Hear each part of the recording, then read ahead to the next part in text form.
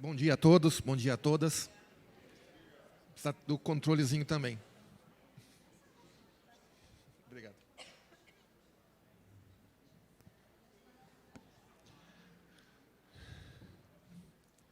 Bom, eu achei que ficou bastante interessante a sequência do Plínio, depois a Evelyn, porque ajuda a botar uma linha de continuidade no pensamento, que eu vou me deter um pouco mais em mostrar como é que está se concretizando essa reforma do Estado que foi aqui levantada nas políticas públicas que são implementadas na saúde, na previdência, na educação, enfim, como é que isso está se materializando em termos de propostas de emenda constitucional, em torno de projetos de lei, de decretos, medidas provisórias, enfim.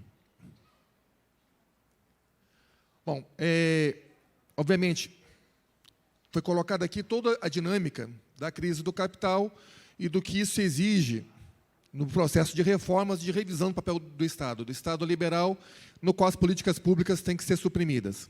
Mas, particularmente, eu quero fazer um recorte aqui, porque a gente já vem analisando isso desde 2008, né? Mas, particularmente, nós estamos num momento de retomada do nível da crise pela desaceleração da economia. Então, o comércio tem caído a nível internacional, particularmente um desaquecimento dos Estados Unidos e da China, e isso leva a que tanto o preço das commodities, que é fundamental da pauta econômica do Brasil, ou a perspectiva de agravo e da crise econômica se coloca mais forte ainda. Então, isso demanda que se torne mais violento o nível de ataques aos trabalhadores. Isso demanda que, mesmo nas divisões que existem dentro da burguesia, ou mesmo em torno ao projeto que Bolsonaro representa, mas a gente vê, por exemplo, quando essa disputa que tem entre o Bolsonaro, que defende o regime mais autoritário, e o Centrão e Maia, que buscam tomar isso para o parlamento como ferramenta, como interlocutor da burguesia frente ao Estado, mas, na hora que a gente vê a votação da reforma da Previdência, a gente vê quanto que sai unificado, quanto que sai intenso a ação regressiva frente aos trabalhadores, na medida que foi o placar da votação da reforma da Previdência. Então, diante desse cenário, não é todos que pagam pela crise, certo? O capital mantém o seu nível de remuneração, os bancos seguem ganhando como nunca ganharam antes, mas o quadro no país vem se agravando muito. Nós estamos agora com 13,2 milhões de desempregados oficiais, segundo o IBGE, dos quais 28,4 milhões são desempregados, desalentados ou subocupados, aqueles que nem procuram mais emprego, certo? Então, isso aqui, em relação a um ano atrás, era 12,5 milhões oficiais pelo IBGE, e não 13,2, e era em torno de 25 milhões de desempregados e desalentados. Agora são 28. Então, está crescendo, aumentou no último ano o nível do desemprego. E esses ajustes cobram o seu preço, e a perspectiva de crescimento para o ano de 2019 é ainda pior, né? 0,87%, que foi a revisão que foi feita recentemente no relatório Focus do Banco Central. Não, aqui voltou. Então, aqui eu vou basicamente pular o gráfico, inclusive, o mesmo gráfico estava no slide da Evelyn, mas eu só quero chamar a atenção para uma coisa, né? Ali 41%, ou R$1 trilhão gastos no serviço da dívida pública, enquanto que Previdência é 24%, e saúde, educação, trabalho, você vai ter que procurar quase com uma lupa nesse gráfico.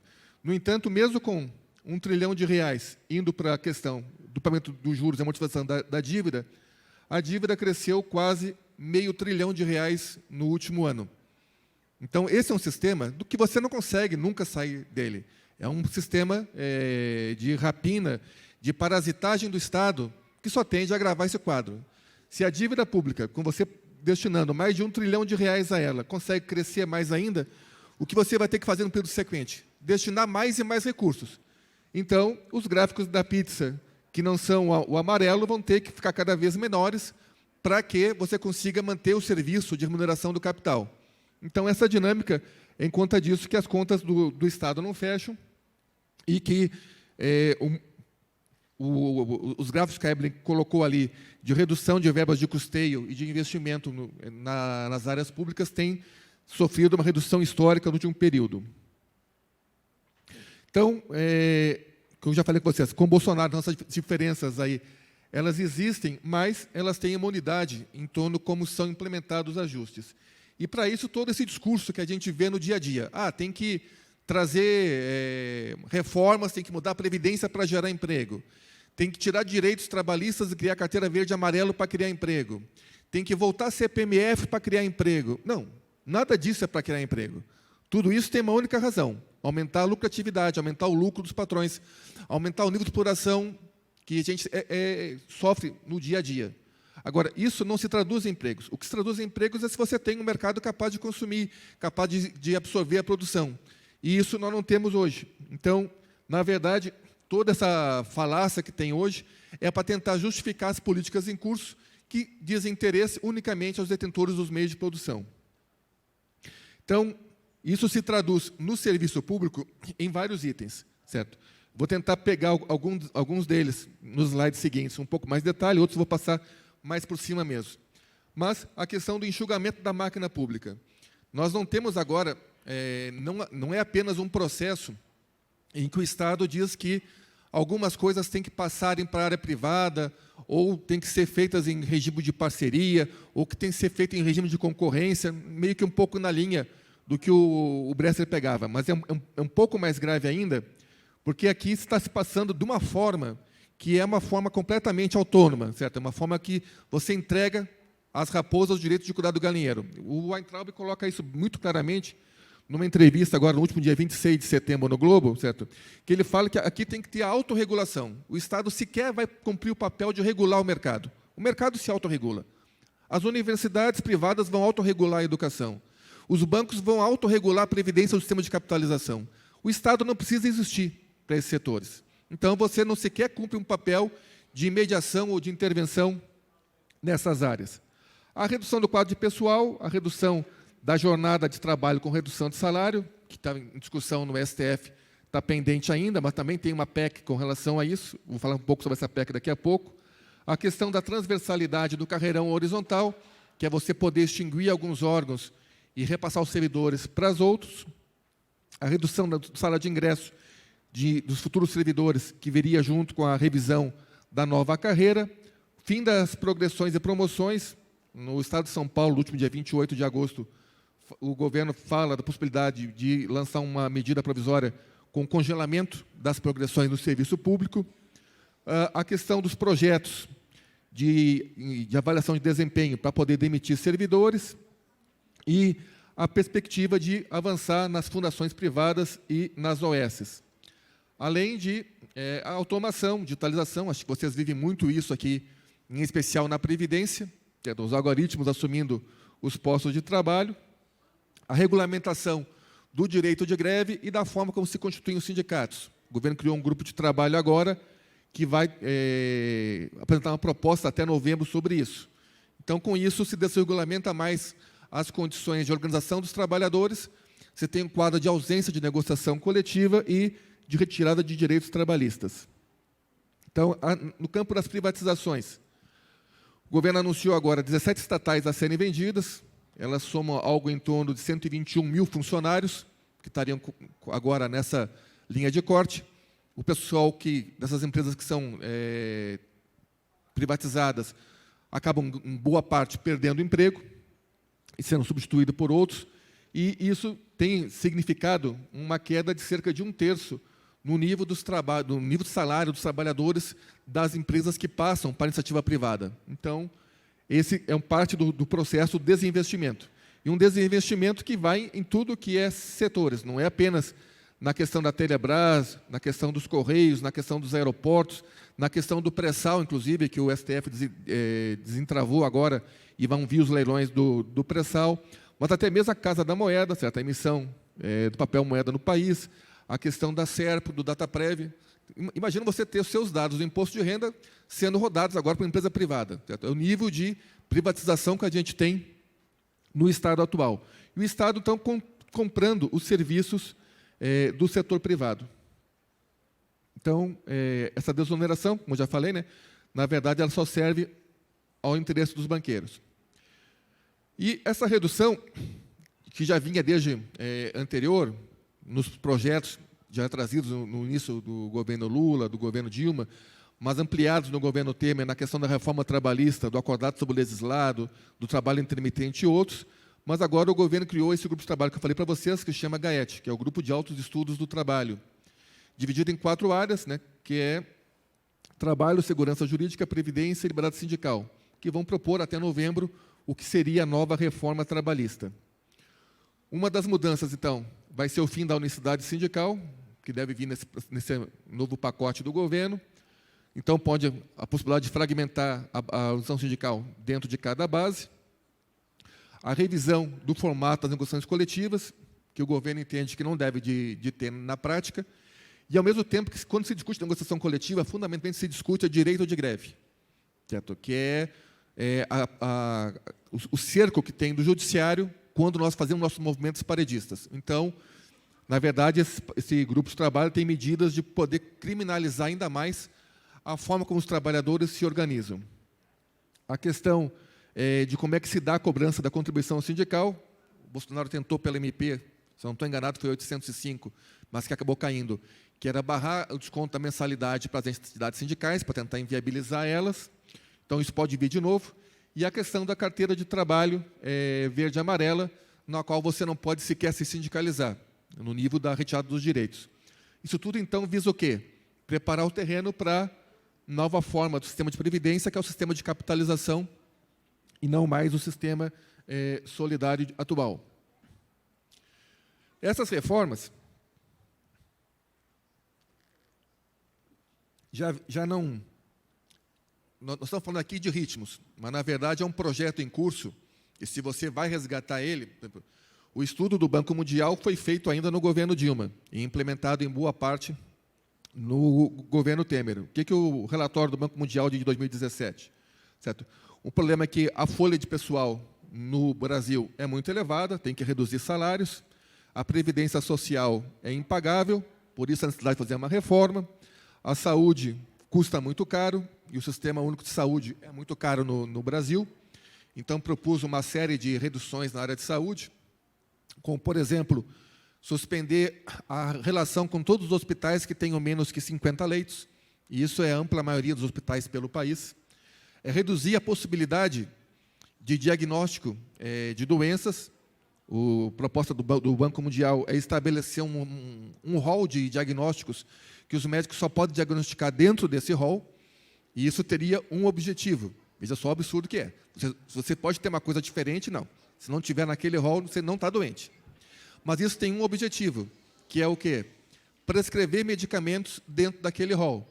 Então, você também deixaria de ter que comprar alguns medicamentos e focaria apenas em ganho de escala em alguns itens. Então, essas que são as propostas desse relatório com relação à saúde. E com relação à educação também. Em ambos, a questão da produtividade e do repasse para setores privados como forma de gestão via OSs. Então, aqui é um pouco do que fala do relatório, que os investimentos no SUS são muito elevados, está muito expandida a rede de saúde, que é a necessidade de reduzir o gasto em relação ao PIB, enfim.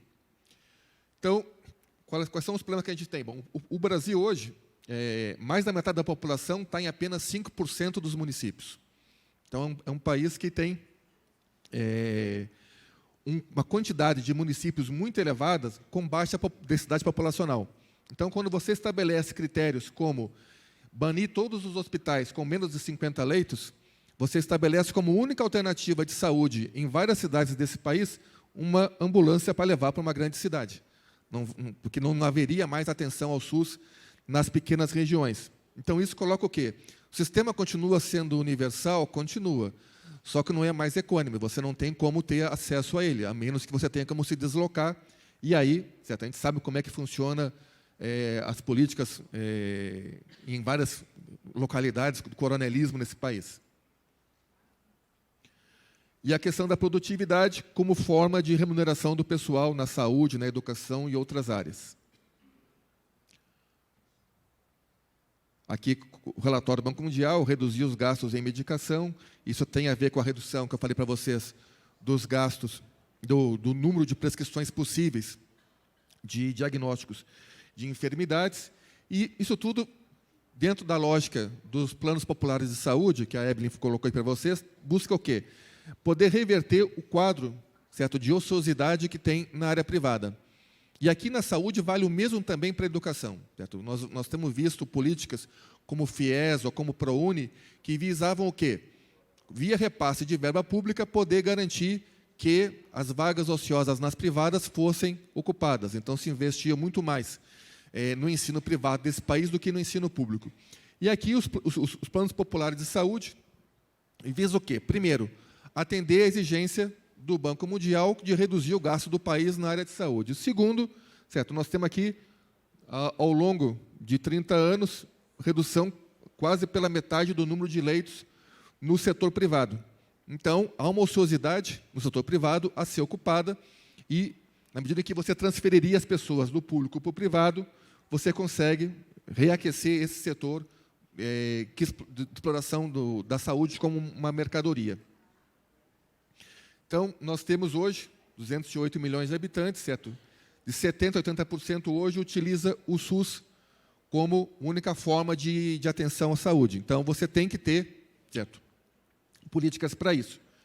E, mesmo você dizendo que 27% dos brasileiros hoje têm plano de saúde, não quer dizer que 27% usam a saúde privada, certo? Porque você tem vários limitadores para isso. Desde limitação da abrangência do plano que você tem, que cobre algumas coisas, não cobre outras, ou pelo fato de planos serem de coparticipação, e você, não tem jeito, minha consignação não está dando, eu não tenho dinheiro, então vou ter que ir lá no SUS mesmo, tendo plano de saúde, porque eu não tenho mais como pagar a minha coparticipação dentro do plano. Então, hoje, 80% da população, desses 208 milhões, utiliza o SUS. Então, vocês vejam isso como o que é o mercado potencial para a saúde privada. Com relação ao Futurice, a Evelyn já colocou bem, eu vou pegar o único elemento que eu quero pegar, que é a questão da gestão de pessoas, né? Que é, na medida que você contrata uma OS para fazer a gestão das pessoas, a OS é que está assumindo a gestão, o pessoal, enfim, toda a forma de contratação dentro da instituição. Então, não tem mais autonomia, vai depender dos fundos privados de investimento, que vão se dar de várias formas, que pode se dar desde os fundos, desde o próprio capital, e no caso das estaduais paulistas, né, que tem algum nível de capital, mas a nível do seu próprio patrimônio, que pode ser utilizado dentro desses fundos de investimento. Por exemplo, a Universidade de Brasília, ela é dona daquela quadra do lado da Torre de TV, para quem conhece Brasília, sabe que aquela é a principal quadra da cidade, é uma quadra que vale R$1,5 bilhão de reais, então, obviamente, tem muitos setores do mercado imobiliário de olho nisso, e que se colocariam interessadas em assumir a Universidade de Brasília em função da sua territorialidade que ela tem mesmo dentro do plano piloto da cidade. Mas o nível de privatização é tão grande que, no caso das universidades, não sobra sequer o nome delas. Até o nome vai ser vendido, certo? O projeto prevê a questão dos naming rights. O que é isso? Vocês veem, por exemplo, o estádio do Palmeiras, certo? Se chama Allianz Parque, é o nome de uma seguradora. Então, a universidade pode se chamar Universidade Anhanguera, Universidade Estácio de Sá, Universidade Brahma Chopp, Universidade Sadia Perdigão. Ela pode vender o seu nome e a empresa que pagar mais vai colocar o nome na universidade. Então, a URGS mudaria seu nome, a Federal de Santa Maria mudaria seu nome e assim por diante. Até o nome vai ser vendido dessas instituições. O pessoal gerido pela UES, e é ela que vai administrar, então, a remuneração dos servidores que estão dentro dela. A lógica do Weintraub é que todos os novos contratados sejam pela CLT, sem concurso público, reduzindo os gastos para 70% hoje do que é os gastos da folha. Para isso, para poder implementar um modelo de gestão que não ache que vai ser apenas nas universidades, vai ser em todos os órgãos públicos, certo? Ela tem que ter uma direção capaz de fazer isso de uma forma bonapartista, de uma forma ditatorial. Então, por essa razão, em metade das universidades do país, até o momento, têm sido nomeados interventores, ou pessoas que não foram as eleitas, que ficaram em segundo ou terceiro lugar no processo de votação, ou que sequer foram candidatas, e ainda assim são nomeadas reitoras pelo governo. Bom, mas tudo isso ainda tem um limitador, certo? A nova empresa vai assumir, vai contratar o pessoal pela CLT, vai ser uma remuneração muito mais baixa, mas o que eu faço com o pessoal que já existe hoje? Então, o governo trabalha com várias possibilidades, com 3, basicamente. A primeira, que não funcionou, trazida pelo Temer, que foi o PDV. O PDV como política permanente, política de Estado e não de governo, porque se tornou uma política permanente anualmente. Eu não tenho dado de 2018, mas em 2017 foram apenas 73 adesões. Isso para um universo que nós temos hoje, 600 mil servidores, certo? Isso é zero. Então, o PDV não serviu. As pessoas não pediram demissão com base nessa política. Então, a partir daí, o governo passa a trabalhar com duas perspectivas. A primeira, a demissão dos servidores pela quebra da estabilidade em duas frentes. A primeira frente, ligada ao desempenho. A segunda, eu vou falar uns 4, 5 slides mais para frente. A questão do desempenho já vinha do PLP 248, mas agora o que tem andado mais rápido é o PLS 116, certo? Que na CCJ foi o Lazier Martins e na CAS foi a Selma, a relatora, e está pronto para votação como mecanismo de análise da estabilidade dos servidores. Então, vai estabelecer um sistema de avaliação de desempenho na qual você é avaliado por 3 pessoas. Um, o seu chefe. O segundo, alguém designado pelos recursos humanos, alguém designado pelo seu chefe. E o terceiro, alguém sorteado, que depois vai ser avaliado pelo seu chefe. Então, já vai te avaliar olhando para o chefe, pensando na vez dele. Então, você vê como é que você está bem para ser avaliado nesse processo. E com 2 avaliações negativas, você pode ser demitido. Então, esse mecanismo estabelece uma flexibilidade maior, e a gente sabe o quão subjetivo os fatores de avaliação. O projeto fala em qualidade, em produtividade e fatores variáveis. Mas a gente sabe no dia a dia concreto do local de trabalho como é que isso funciona. Então, o PLS 116, indo à votação, vai estabelecer isso, esse modelo de avaliação na qual, com 2 avaliações negativas, ou com a média negativa das 5 últimas, você pode ser demitido. Uma segunda medida do governo para conter gastos com a gente foi a votação no STF, que ele perdeu, entre aspas, está no cabide ainda, mas que já tem uma PEC também com relação a isso. O que foi que ele perdeu? O direito de reduzir salários com redução da jornada. Então, dizer, olha, vocês agora não vão mais fazer 40 horas, vão fazer 30, mas vão ganhar 3/4 do salário de vocês. O STF tem a posição de 6-4, certo? Contra essa medida. Teoricamente, o que a gente entende? São 11, com 6 o governo já perdeu. Não, não é assim. Por que não é assim? O Toffoli, que não é bobo, certo? O que ele fez? Aproveitou que a Carmen Lúcia tinha saído e que o Celso de Mello estava ausente e disse, olha, eu entendo que o voto do Celso de Mello está faltando e que o voto da Carmen Lúcia é dúbio.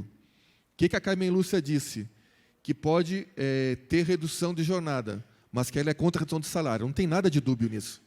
Mas ele tentou dizer que, bom, isso é um pouco diferente dos outros, a Carmen Lúcia acha que pode ter redução de jornada, então eu vou deixar no cabide. E, ao ficar no cabide, pode, quando voltar à votação, isso ter mudança do voto de algum dos ministros do Supremo. Então, isso foi a forma que o Toffoli achou para não concretizar a derrota dessa proposta no Supremo. E deixando com isso um espaço mais fácil para tramitar no Congresso uma PEC que trata sobre isso também, que eu vou falar daqui a pouquinho.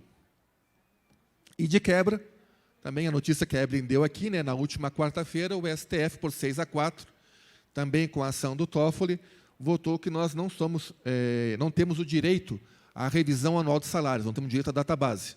Então, o governo só precisa, no caso de não querer dar reajuste para nós, mandar uma carta para o Congresso, uma carta ao Legislativo, dizendo por que ele não pode dar aumento.